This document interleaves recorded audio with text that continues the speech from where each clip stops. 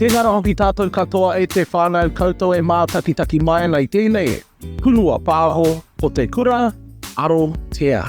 Can we talk for a minute? And I've got a couple of awesome guests here to have a talk for a few minutes. E te whānau, rua no ko taku maniwhiri tuatahi i tēnei wā, ko Walker-Ehu. Corey is one of the kaimaha from kaimahi from te Kohao house. And awesome to have Corey here. Corey, whakamārama mai, ko wai koe, lowhea koe tātou mai ki te Kohao. Tēnā koe, ko Kura Walker-Ehu tōku ingoa, no te tairāwhiti te hokianga me te urewera. As far as my mahi at te Kohao, so my role is Manukura for a team called Te Oranga, so we take care of the social services in our organisation. One of those being Whānau Ora. Yes, I've been working there for about 6 years now. Tēnā ora, Corey, tēnā koe. And hey, welcome back to a previous guest of another episode. We also have Dave Harris. For those fellas who missed the last episode, ko wai mui whia tō mahi e hoa. Ai, te ora, ko Dave Harris tōku ingoa, nā te kangoni rongo mai wai nia hau. Ko ai te Manukura te tima Takarangi o te Kohao Health. So yeah, kia ora. Look, just Dave Harris, currently overseeing our primary mental health team.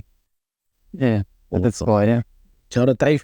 Kia ora, Corey. Look, our conversation today is all about the Whānau Ora Model. And, you know, the Whānau Ora Model is a holistic approach to family well-being, right? And before the Whānau Ora approach was created, you know, how would whānau be dealt with? Before you had this unique Whānau Ora kaupapa, how would you actually deal with family members inside of a whānau if they come to Te Kohao for support? So Te Kohao have always worked across a collective way of working, but what I know from places externally is that they will just work with the one whānau member or one person in the whare, and predominantly only on whatever issue it is that they present with at the time. So then you'd have a whole number of people from different services, different disciplines, working with different people in the whānau, which can get quite hectic, really, because you've got all of these people. It can be overwhelming for whānau themselves because they've got so many different professionals and organisations coming into their whare wanting to talk about different things, which actually all connect anyway. So it makes sense to work in the Whānau Ora approach, really, with our people. Right, but the Kohao has always dealt with the whānau as a whole, unlike other providers, I suppose, who like deal with individuals. Like, when did the Kohao actually start, like, providing these services? Okay, so Whānau Ora itself is just over 10, 12 years old in the way that we know it today. Te Kohao Health, actually, Saturday just gone, they celebrated their 30th birthday. So we've been around for 30 years. Our Whānau Ora approach is nothing new to our people because we've always lived communally. We've always taken care of everyone. It's not a one person is more important than the other. So our approach that we do in Whānau Ora is always about how can we contribute to the whānau as a whole. Everyone comes with their different talents and needs and things like that. And they're just as important as everyone else, but in order to make a successful family, we need to acknowledge that everyone plays a part, and everyone may need different levels of support, and also that we look at what is important to a whānau as opposed to what's wrong with them. 9 times out of 10 when whānau go to meet with new services for the first time, and the question will be put to them, tell me about yourself, they're instantly going to go to what's wrong. Because that's why we go to people for help, because something's wrong. But why can't we flip that and work on all the things that are important to us? Because when we work on those and we concentrate on all the great things, all the things that may not necessarily be going right for us will just naturally disappear as we're improving towards reaching aspirational goals and advancing our people. Yeah. That's awesome, because what I can actually hear is, you know, let's focus on the places that you as a whānau, you know, want to make awesome for yourselves. Let's focus on what ain't working for you. Let's focus on where you're failing. I mean, yeah, that's not going to feel very nice to focus on those things too. But what I can see is when they do focus on, actually, these are our aspirations. This is what's important to us. This is actually what we want to do. It gets them into a whole new world of what's now possible for them, instead of sitting in the same old stories that they've been sitting in before.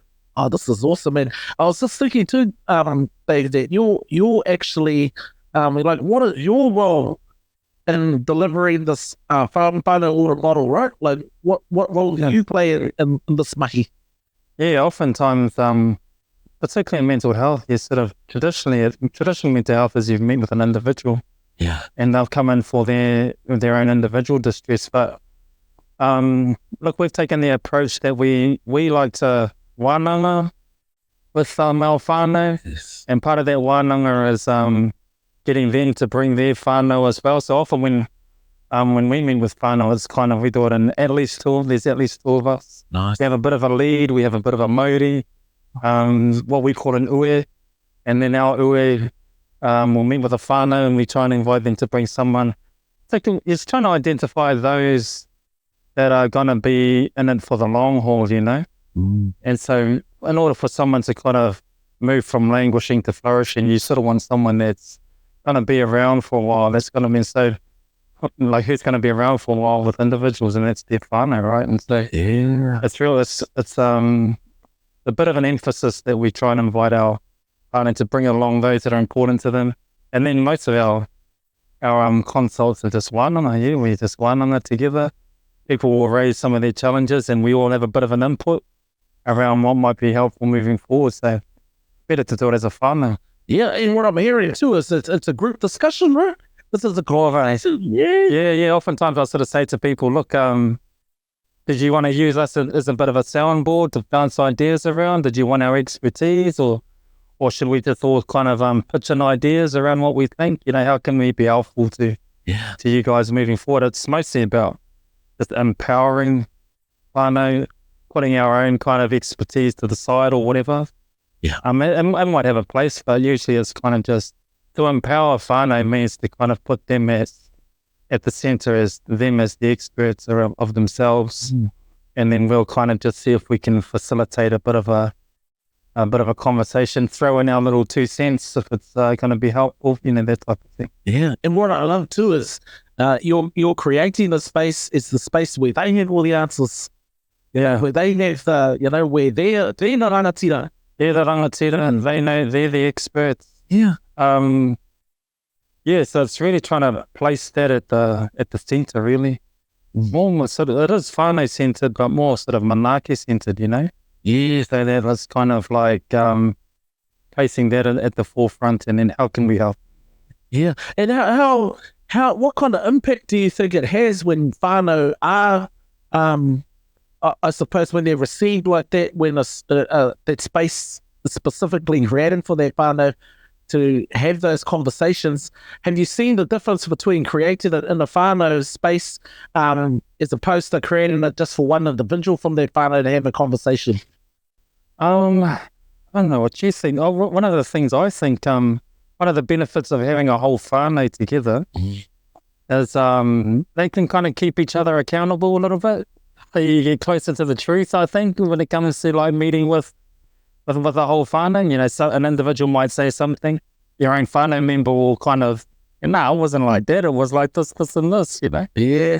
So the pictures, you get a sort of a 360 sort of a bit around kind of, and how, so there's that, you get I think you get more input when you've got more people there. Yeah. More solutions. Yeah. Individuals, as a whānau, as you sort of shift and move and negotiate the conversation a little bit, new perspectives might kind of pop up as to what the actual issue is. Yes. When you meet with individuals tend to blame themselves, I think. But then when you're with a whānau might kind of pitch and go, actually, they might actually sort of take some responsibility for their part and what's kind of going on. Yeah. And that can be healing. Yes. So I don't know, there's lots of benefits to having a whole whānau there. Yeah. And how about your experience, Corey, working with whānau? What have you seen as some of the benefits working in that space? Definitely off the back of what Dave said, it's around accountability. You get more buy-in to what a plan will look like. So when we initially meet with whānau, it's about the whakawhanaungatanga right there is the biggest thing. Yeah. Because that's how we can, we do an assessment, but you don't have to, it doesn't have to look like pages and then checking off things. It's a conversation. I mean, we could sit here and have conversations like this, and in the back of your mind, you're already formulating the picture of what things look like with whānau. Yeah. They have all the answers. Sometimes they just need to be reminded of that. A lot of times our whānau have been worn down so much and their self-worth becomes so little that they don't realise how powerful they are. So it's just about reminding people, when you see that a whānau will advance a lot quicker when they're working together. Yeah. Because 9 times out of 10, we could easily just work with one person, but if it's only the one person that's healing and working towards the bigger picture, then they go back to their whare, and no one else is on the same wavelength as them. So you're going to do one or two things. You're going to look like this crazy person that thinks they're better than everyone else, or you'll fall back into old habits. Yes. And because the reality is we can't be around whānau 24/7. So if we're building them up to become the leaders and the rangatira that we know they are, it doesn't matter whether people are there or not. They're always going to have the tools and the belief in themselves that they can find the answers. Yes. And that's what Whānau Ora is about. It's about working with whānau for them to create what their plan needs to look like. We merely offer suggestions. Yeah. Whatever they decide they're going to take on board, they might just choose. You look at it as they go to the supermarket, they're picking all the things off the shelf that they need to create this massive recipe. Our job is just to help them do whatever needs to happen so they can chuck it in the oven and then pull out of there and it's this massive birthday cake. That's what we do in our space, and it's a great place to work in because we're only in the lives of whānau for a short amount of time. Yeah. Sometimes we may not even realise the impact that we've made until 5-10 years down the track we would bump into them again. We hear these stories about these amazing people that helped us whānau, and then next thing you know, it's you. You're like, hey, that was me, I've done that. But it's also showing our own whānau that through hard work and just giving a damn about people, that anything is possible.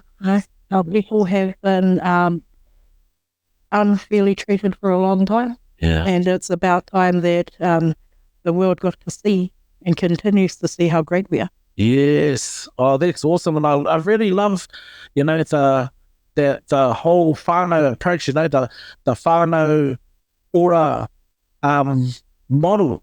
I really love how you fellas are dealing with this as a whole whānau. As you mentioned before, no good just dealing with one of them. When you bring that one back to the mix where everybody else is still the same. It's like, man, we can make this whānau transformation and can move this whānau along together. That's going to make a whole lot more sense too, right? And be a lot more effective in actually allowing individuals in this whānau to feel like they're supported to create lives they love, right? And I think that's the thing I can really hear is, you fellas only have that more window of opportunity to impact this whānau, to influence what they're going to continue to do for themselves, right? That this is an empowering model. This isn't I'll be here for you forever. This is, I'm here for you now. This is the opportunity, right? And then, man, once we've showing you what you can do, once you've realized your awesomeness, then you'll be able to, continue to do this by yourself and go on. Have you had people who have utilized those services and they created their lives, created what they wanted for their lives, actually come back to be kaumarihi at Te Kohao? Have any of those whānau actually come back to support other families? Yes, so we do have a number of kaimahi who at one stage needed the support of Whānau Ora. And now they're working in that space, or in our space, to help whānau, which is good because who better to talk to whānau and guide them through getting out of a rut than people who have already been there? Exactly. I wish that Whānau Ora was around when I was younger. But maybe I didn't need it to be around because then I wouldn't have been in the space I'm in now. Yes. So because we get to influence change for our people, one of the biggest or one of the common things that we see is a lot of cultural disconnection. It's huge, and we get the privilege of being part of the revitalization of our culture. I mean, myself, I'm not fluent in speaking te reo Māori, but that doesn't matter because I am a Māori. And so being able to share, because just because I don't speak the language doesn't mean I don't understand tikanga, and doesn't mean that I don't believe and practice all of the other things. One day I'll get there, because it's an ever-evolving journey. But you see a lot of people that are disconnected from culture, from their whakapapa, even from their own identity. They will say, I don't even know who I am anymore. Because society has put us in a space where we have to be busy. We have to have a whole lot of letters after our name to show our worth. We have to have the fanciest car, and everyone's got to have the shiniest shoes and all of these things. But really, happiness is different to different people. So whatever that looks like for people, that's it. And, you should be proud of yourself. Yes. And what I get here now is whānau sitting in a hui, dreaming up what happiness looks like for them together. Like, this is the opportunity that you're providing inside this Whānau Ora Model, right? Where whānau can come together and share their aspirations with one another and go, man, we've all got the same aspirations. Hey, within this one whānau. Now I'm seeing the power of the space, right? Where whānau can come together and talk to each other about what they actually want for themselves, for one another as a whānau. And now I can see, once you've had this hui, you've dreamed these dreams, well, there's forward movement now. And we've said to each other, this is what we want. I want this for you. I want this for me. And what I'm actually getting is that you create spaces for families to have conversations about what they need, to have their needs be met. And you're there to help them meet those needs. Wow. Yeah, I feel like the whānau ora approach too sort of accelerates the process for whānau to get to where they want to be. So they're at point A, trying to get to point B. You get the whole whānau involved and on the same page, aligned, just things accelerate. Yeah, man. And I think that's really the key, is having whānau connected and aligned, so that we can work together collectively. Because that's what I'm actually hearing now, is the power of the collective.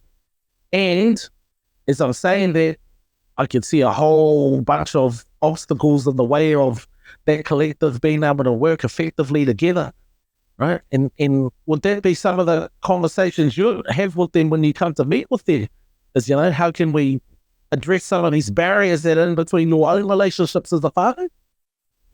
I'm a fan of getting things in the right order. So if you, for a whānau, if you sort of go problem solving before connection, because I've got an idea, you've got an idea, Corey's got an idea around how we should get there. But if we're not connected, and all three of us may be right, but if you don't get the connection first, then you kind of will end up banging heads along the way and just become stuck. So I'm a bit of a fan of like discussing with the whānau. Look, when you come up against challenges, like how do you overcome them together as a whānau? Then they might say, we just get stuck. Dad puts forward an idea, and then I put forward an idea, and then they don't align, and so we clash.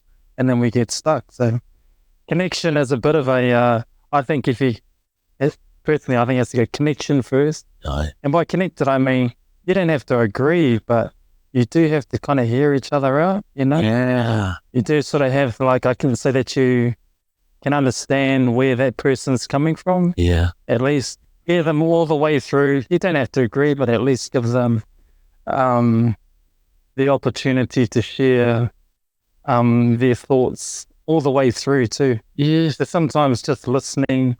I think to me, connection is really listening, validating, and ensuring that each other's being heard. Yes. And then once you get the sense that, I kind of get what you're coming from, then kind of problem solving can pop out of that. That's how I would do it anyway. It's also because what I'm hearing is at the heart of this connection is communication. Communication, listening, validating, appreciating, understanding, empathy, all of that stuff. Yeah. Sounds like that non-violent communication. That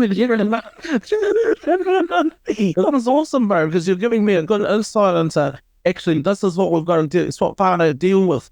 Yeah. The things that they'll address these are the conversations that you can have when they come into these whānau ora spaces. And it feels like, if I was I'm thinking, man, my whānau need some of these conversations. Not that I have to come to whānau ora, but we can sit down and have these conversations. I think as an initial goal, have these conversations, get connected, get a good understanding of where each other's at, and then go from there, But sometimes what happens is like you'll put forward your idea, it doesn't quite align with someone else's idea, and then you're kind of going back and forth, and then each other's trying to convince each other that my idea is better than yours, and they're like, And that's usually what's happening with the whānau. So what I can hear in terms of the communication, it's like, let's hear each other. One another. That's it. Because I could be sitting in the past, and that thing that you told me last time I saw you, I still feel heard from that. That's right. Unless we come clean and we get in communication, that's who I am, and I was hurt by the last time, and and I'm willing to leave that there. I'm willing to be here. We can be honest and straight with one another. For the benefit of the whānau. And I think that's why we can be. That's why we can put it aside, because it's like we're here to have a conversation that's going to benefit us all here. This isn't here to make so that I can be right about everything. We're having these conversations so we can all win together. That's right. It's about giving everyone a voice, because every issue, every bright idea has a whakapapa. So the communication is key. If you think about, so for example, like the whānau will always agree that the end goal where they want to be is, you'll get the whānau to agree on that. But how we get there, however many people are part of this whānau is however many different ways we're going to get it. It's like separation of rangi and papa. The kids agreed, mum and dad need to separate so the light can come in. But they were so busy trying to figure that out and to and fro, they didn't see their brother come in, dig his heels in and push his parents apart, and then it was done. But if we're able to communicate better, it's not always going to be a way that will suit everyone. But there's ways to work through that, to have a look at what it is for the common good of everyone. So that everyone's able to participate, everyone's able to feel heard. Everyone has the opportunity at any point in time to say, okay, well, I've reached where I want it to be. That's me for now. I'll jump, I might just wait here for a bit and I'll join you guys again later. Or we just keep on working together as a whānau, because one whānau ora never ends. It's a revolving thing. You'll meet one target, and then as the people we are, okay, we've done that, what next? So we keep on going. The other thing, just like what you touched on earlier, you don't need to be in whānau ora to do whānau ora. So when a whānau has achieved everything they need to with us, they have the tools to be able to share that knowledge with everyone else. So like you said about your whānau, you could have we like that, and you don't actually need to go into whānau ora because you already know it. It's a practice that we've always done. There's just a name to it. There's a name to it. And that's to help for whānau to know that they know where to go to get help. Oh, this is awesome. The more you talk about it, the more I'm seeing my whānau having these conversations and us coming clean with one another, and apologizing for things I've done and said to my kids that I'm kind of still feeling to think about. And, doing all of those things with one another and really bringing us back to connection. Because there are things we've done to each other. We've said some things, it's hard to give off some of that. Yeah, but you are right. Like, you can use those as opportunities to kind of like, if an apology was to come or something like that, well, then that promotes connection, And so you can use those difficult conversations oftentimes as an opportunity to come together even stronger than you were before. Because you start to hear things that you didn't know, like, I didn't know that about your brother, like.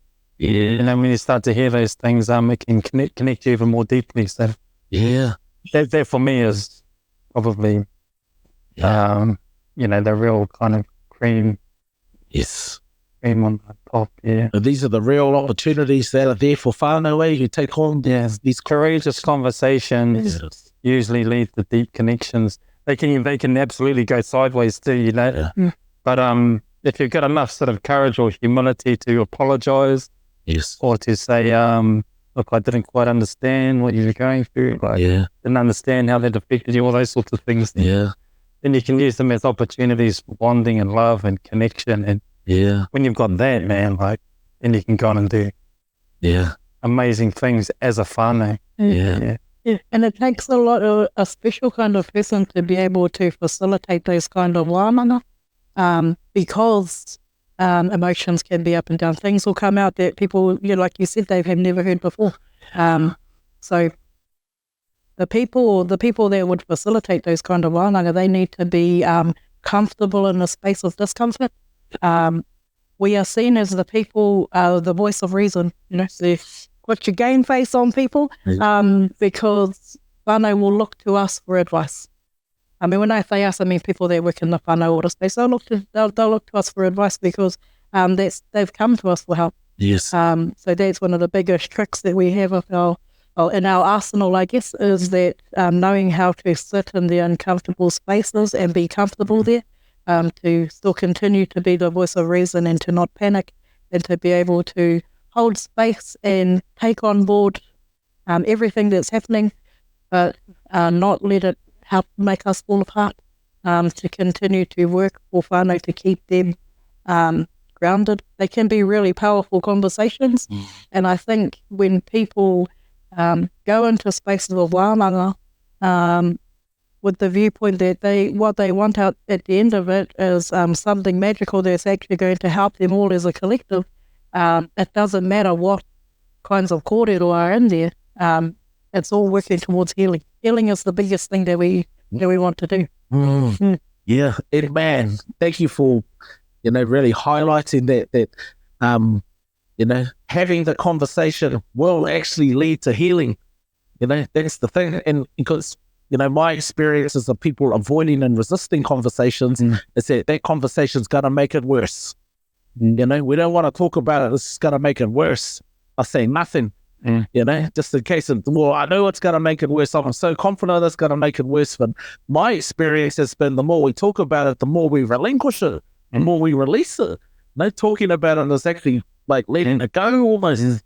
There is a sense of, oh man, as I'm saying this, like I can feel the weight lifting off my shoulders, and I think the more we do this, and we spoke earlier on a previous episode about tāne, struggling to share about what we're struggling with or what we're dealing with. And when we get tāne into spaces and circles and they start sharing, like, man, you just see a whole new guys arise by the end of the conversation, right? You just say, man, let's see the guy who started sharing, because man, the look on the face, the body starts, it's all changing because all of that mama has been lifted off. And that's what I can see, that this is an opportunity for whānau to do that together, and to have the support of people who can hold that space, like that's magical, and that's what's required. And I imagine that, when we think about workforce providing kaimahi for these spaces, that there is a real need for them, and there's got to be a shortage of it because there's so much of our whānau out there that aren't getting these services, right? So how do we go about creating more people to get into this money? And I sort of alluded to you before, had people gone through this money sort of come back to support it again. Are you guys like looking at recruiting more people to Kohao to do this? Yeah, I mean, lived experience, man. It's sort of like those that have been through some stuff, overcame some stuff, and then wanting to give back to support others that are in, going through what they've been through. Yeah, those people are gold. And so, yeah, it really comes down to, that has a lot to do with how we go about looking for our workers. Yeah. Awesome. And that's the magic right there. But then you've got people sitting there, who are familiar with the situation, who can relate with the whānau, right? Yeah. This is what we're creating, not only connection amongst the whānau, but connection, with those kaimahi who are there to support them as well. Yeah. Are there any other organizations in Aotearoa? Are there any other Māori health organizations that employ a Whānau Ora model as well? Are you guys aware of? Yes, so there are a number of them across the country. So I know that under the Whānau Ora commissioning agencies, they look after the majority of the North Island. There are, I think, 112 or just over 112 providers of whānau ora. Right. So that's just in the north, in the majority of the North Island. Yes. So there'll be more right across the country. One of the things though is that some places, some organisations will say that they are whānau ora, Right. but they're not whānau ora because it's a name. It's not a. So whānau ora is a movement. It's a movement of our people wanting to help our whānau Māori, te ao Māori, te ao katoa, to improve their way of life. Nice. So some people will be whānau ora of service. That's not actually whānau ora as we know it, because anyone can say that they deliver whānau ora services. Yeah, but all we need to know is it's a movement. It's about helping our people realise their biggest dreams, their biggest potential, and then providing opportunities, options to connect them to those different places where they need help. And it's not always another organisation. It could just something be as simple as reconnection to whakapapa that will get them on their way. Yes. Yeah. Wow. And you just made me realise that, whānau ora has been a national kaupapa for a number of years now. Is whānau ora going to be sticking around? Oh, so what we know at the moment is that anything is possible under the current government. But whānau ora, as we know it, will continue to support whānau in our community. We will continue to do whatever we need to do to make sure that our people are taken care of. Awesome. Yeah, I know there's a lot of fears and concerns around a lot of our different services no longer happening, and the impact of those as well. And what I hear is the commitment to make it happen, because that is the only thing to do. So mihi nui tēnei ki te Kohao health. And in terms of our Whānau Ora model, is this actually, I suppose, the answer to the prevention of institutionalisation? When I call institutionalisation, I'm talking about, not just Henry Bennett, but I'm talking about, institutionalising our people in the health system. Because it sounds like, this is a way for whānau to learn how to take care of themselves. Yeah. And so is this the answer to it? Of course it is. Whānau ora is definitely the answer to everything. Yeah. And the reason why I say that is what I touched on before. You'll see in places and spaces that people are claiming to be whānau ora, but they're not. Right. So it must be working if people want to try and tāhai it. Yeah. But more importantly, whānau ora is looking at in the prevention space. Too much time and resource gets put in cleaning up the mess and not enough into prevention. Yes. And this is where we're sitting at the moment, because we want to work with whānau before things hit the fan. Yes. And even when they do, the tools are there, that they have enough knowledge to be able to find a way out. Yeah. We're all about self-managing whānau. We want to be able to make our own decisions. We want to create our own wealth. We've already, our organisation is at the forefront in driving, improving the healthcare of our people. Our whare over in Enderley is an example of that. So we're always going to continue to do that. Whānau ora is definitely the way. Yeah. Awesome, Dave. Any words from you in terms of Yeah, I think because as Kura was talking, I was thinking about while I do believe in individual responsibility, and then people taking ownership for their own sort of where they're at currently, and their own responsibility for their own pathways towards health and goals and aspiration and all of that. Individuals do reside and they have a context, and the context is the whānau. So if the whānau is healthy, individuals within that whānau are going to thrive. And so it's kind of like, I think individuals can, you can go on and do great things when you're in an environment that is, sort of where there's hardship and things like that. But man, if you can get the whānau on board, and to provide an environment that's that can help individuals within that family, things just accelerate and just can happen 10 times as fast, Yeah. So Yeah. I think as you were sort of talking there, I was thinking about, individual responsibility, but within a healthy context, and in that context is whānau, Bev. Yeah. Oh, that's excellent. I love how you bring it together, bro. So I'm just thinking about, trying to, I suppose, create a life for myself and, trying to just like improve and better myself.